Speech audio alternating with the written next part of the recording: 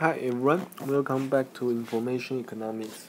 And today we will talk about one paper that address the signaling issue.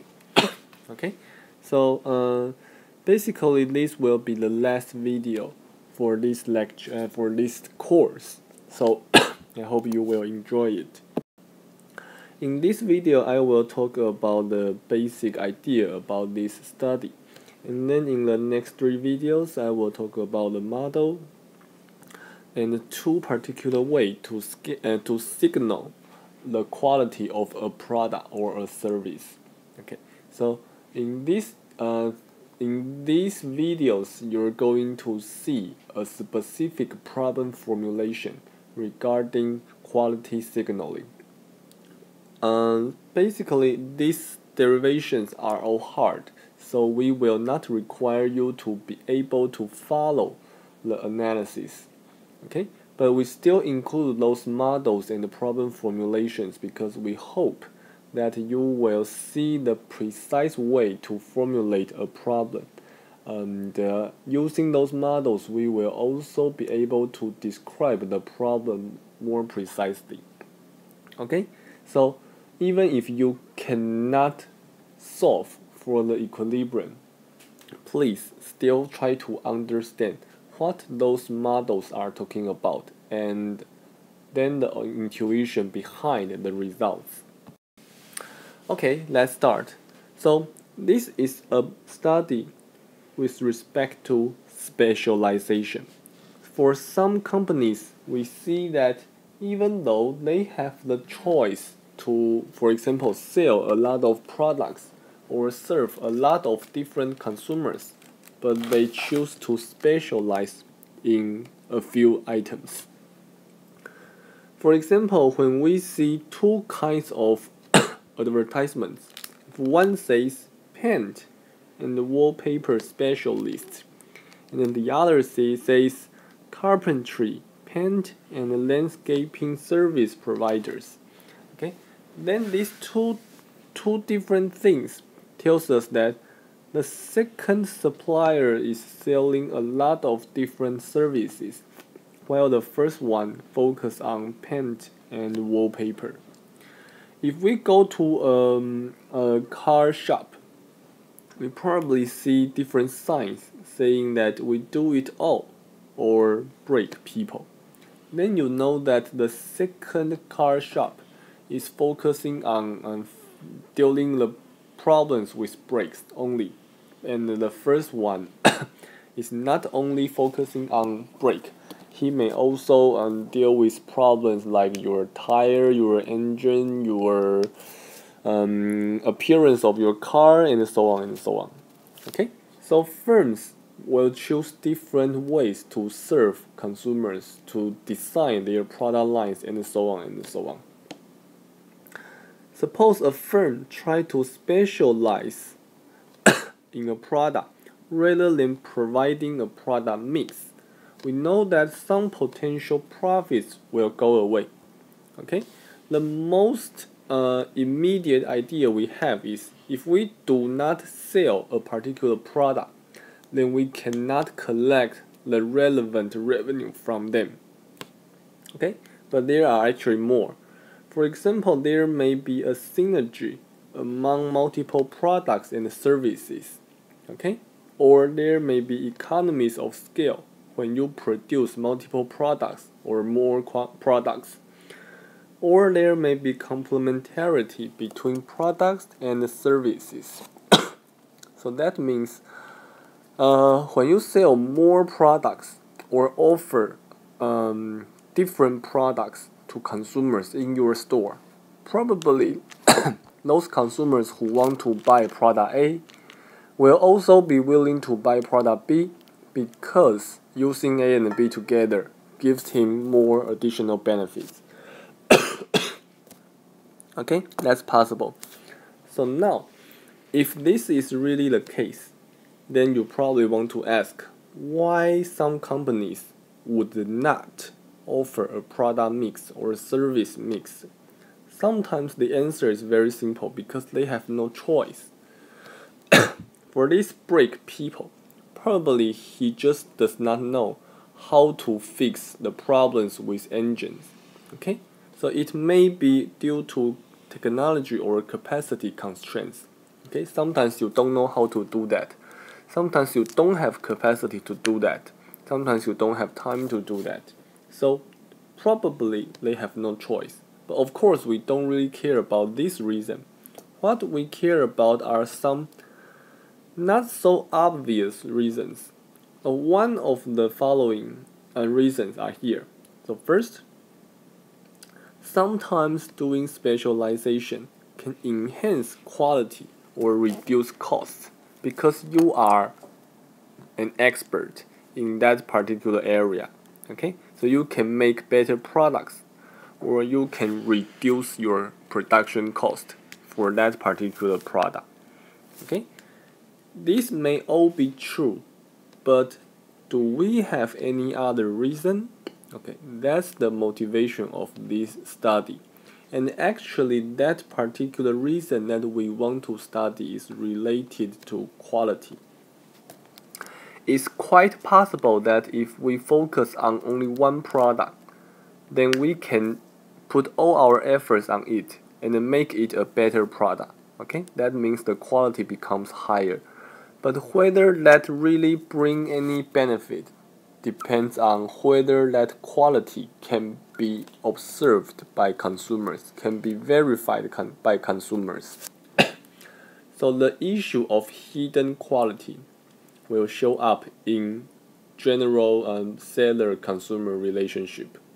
Okay, and then the authors of this paper argues that when we specialize in a product, we are giving consumers a signal about product quality. So that means specialization can be used as a signaling device. These two authors, they show that a firm may signal its hidden quality through specialization. So, in general, we probably believe that our intuition tells us that a firm may show its quality is high by doing specialization. Okay, this seems to be reasonable, seems to be intuitive. But as a researcher, our goal is to our task or our responsibility is to show that it is really reasonable to do that. It is really possible for that to happen. It is really possible, really profitable for one firm to specialize in one product to signal its hidden quality. Okay, we want to show that this is really possible, and moreover, to show when should that happen. Okay, that should especially be useful when we are talking about effort-intensive areas. What's that? For example, suppose you are running a retail store and you buy products from manufacturers and sell them. For example, you buy Coke and maybe orange juice from a certain brand. If that's the case, your product or your service are not effort intensive. Okay?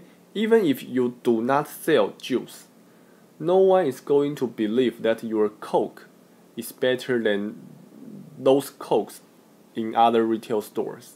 Okay? Because you don't really need to put efforts on improving the quality of your Coke. Your Coke are not effort intensive products. On the other hand, if we are talking about fixing your car or giving you the most useful suggestion for investing your money, okay, then those are really effort intensive services, and then specialization will be believed to enhance the quality or reduce the cost for that manufacturer, and then we will be able to use specialization to signal the product. Okay, so we will be able to get some benefits by doing specialization. In general, it will be this case. When I give up the second category, I lose some profit from it.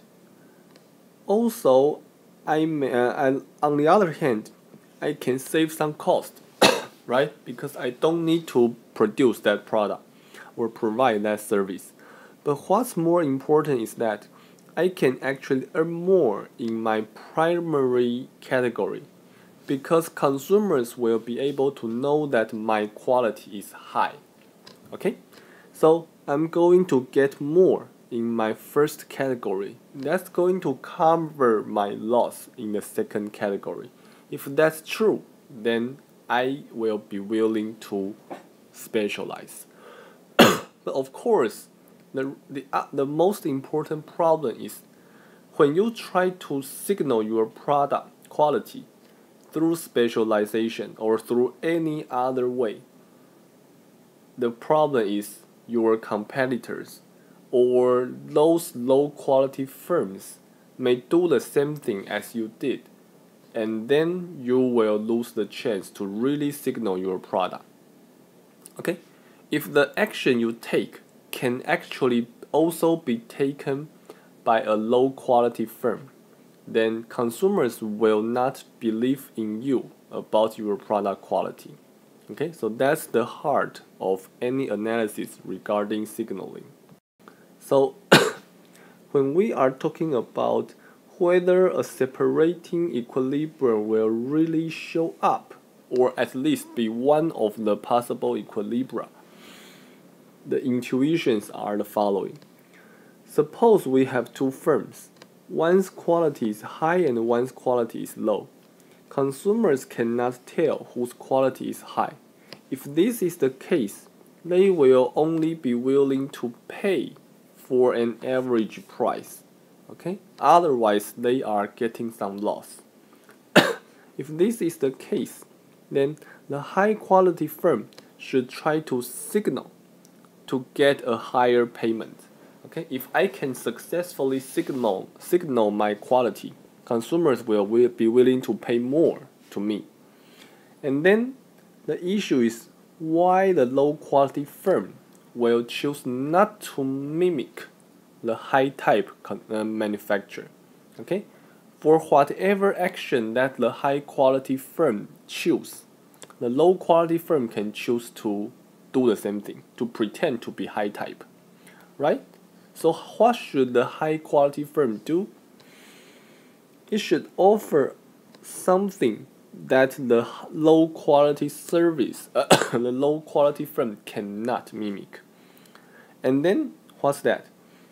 An observation is that offering a low quality service incurs a low service cost. Okay? The low quality company is using lower cost to produce that product or to offer that service. Okay?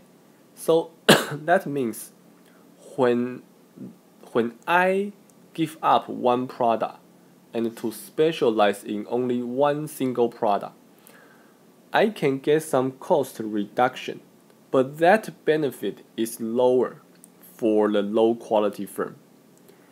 And also, for the low quality firm, if he chooses to give up one particular product line or one kind of product, then that low quality firm needs to give up some benefits, right?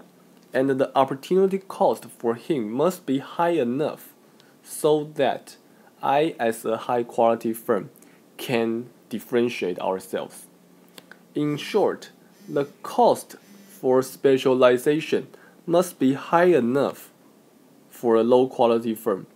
Otherwise, signaling will not be successful. Okay? Otherwise, signaling cannot be successful. So, let's go back to this paper. No matter a firm specialized or not, it always has the pricing decision.